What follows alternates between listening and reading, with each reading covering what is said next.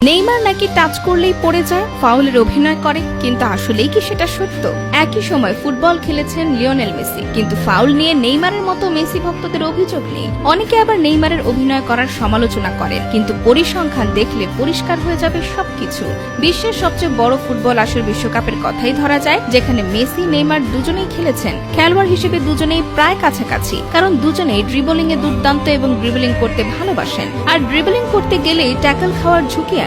তাছাড়া Messi Neymar দুজনেই নিজেদের দলের সবচেয়ে ভয়ঙ্কর ফরওয়ার্ড। স্বাভাবিকভাবেই যে কোনো ম্যাচে তারা প্রতিপক্ষের সবচেয়ে বেশি মার্ক করা অবস্থায় থাকেন, সেই হিসেবে ফাউলে পড়ার ঝুঁকিটাও দুজনের কাছাকাছি। কিন্তু কাকে বেশি ফাউল করা হয়েছে, মেসি নাকি নেইমার, সেটাই দেখা যাবে পরিসংখ্যানে। 2014 থেকে শুরু করে 2022 পর্যন্ত প্রতিটা বিশ্বকাপ পর্যালোচনা করলে দেখা যায় নেইমার প্রত্যেকবারই ফাউল খাওয়ার দিক থেকে শীর্ষে ছিলেন। 2014 বিশ্বকাপে মাত্র 5 ম্যাচ খেলেই তিনি 23টি ফাউল খেয়েছিলেন।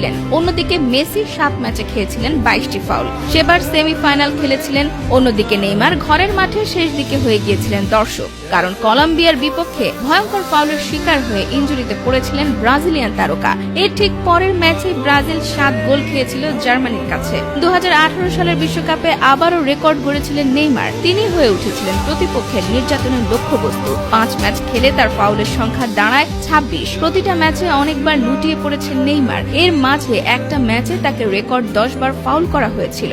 এই বিশ্বকাপেও মেসি নেইমারের তুলনায় কম ফাউলের শিকার হয়েছেন। 4 ম্যাচে মোট 16 বার ফাউল করা হয়েছিল মেসিকে, যা নেইমারের তুলনায় 10 বার কম। 2022 বিশ্বকাপের পরিসংখ্যান কিছুটা বদলে গিয়েছে। পুরো আসর জুড়ে দুর্দান্ত পারফরমেন্স দিয়েছিলেন লিওনেল মেসি। ফ্রান্সকে হারিয়ে হয়েছেন বিশ্ব চ্যাম্পিয়ন, আর এই যাত্রায় 7 ম্যাচ খেলে 18 বার ফাউলের শিকার হয়েছেন, যেখানে নেইমারকে ফাউল করা হয়েছিল 11 বার। কিন্তু মেসির তুলনায় নেইমার 4টি ম্যাচ কম খেলেছেন। সব মিলিয়ে মেসি নয়, বরং নেইমারকে বেশি টার্গেট করা হয়। 2018 বিশ্বকাপে মাত্র 1 ম্যাচে তাকে 10 বার ফাউল করা হয়েছিল, সেটা ছিল ওই আসরের সর্বোচ্চ। 2022 বিশ্বকাপেও 1 ম্যাচে 9 বার ফাউলের শিকার হয়েছেন নেইমার। আসলে নেইমারের খেলার ধরনটাই এমন, তিনি বল নিয়ে দৌড়াতে ভালোবাসেন, একের পর এক ডিফেন্ডার কাটিয়ে এগিয়ে যেতে চান, আর প্রতিপক্ষ জানে তাকে থামাতে হলে একটু শক্তি প্রয়োগ করা ছাড়া উপায় নেই। সেজন্য হয়তো তাকে এত ফাউলের শিকার হতে হয়। এর চেয়ে মেসির খেলা তুলনামূলকভাবে অনেক বেশি ভারসাম্যপূর্ণ। তিনি গতি কমিয়ে খেলেন, চোখের পলকে পাস দেন, তার খেলায় কৌশলের ব্যবহার অনেক বেশি। তিনি শুধু পা না, বরং মাথাও কাজে লাগান। যখন প্রয়োজন একা দৌড় দেন, আবার ঝুঁকি দেখলে পাস দেন সতীর্থদের কাউকে। তাই প্রতিপক্ষ ঘিরে রাখলেও মেসিকে সবসময় ফাউল করার সুযোগ পাওয়া যায় না।